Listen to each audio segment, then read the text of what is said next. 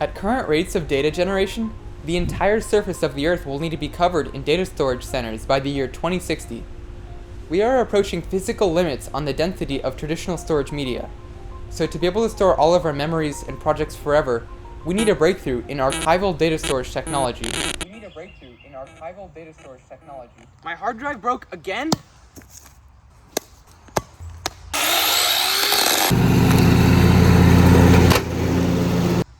That's a lot of damage.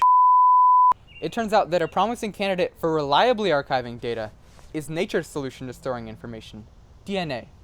DNA has a number of advantages over traditional storage media. First, its density is mind-boggling. The amount of data that could fit in a pile of magnetic tape reels, today's standard for archival data storage, stacked to the moon, could fit in a shoebox filled with DNA. Data stored in DNA is also potentially safe for hundreds of thousands of years, and it's easy and inexpensive to make many copies of DNA. That's because DNA was designed by evolution to be replicated.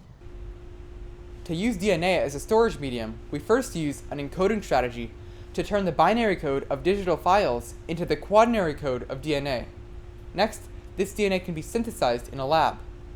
Then this DNA can be stored, and at a later time, certain strands, or the entire library, can be retrieved, sequenced, and decoded.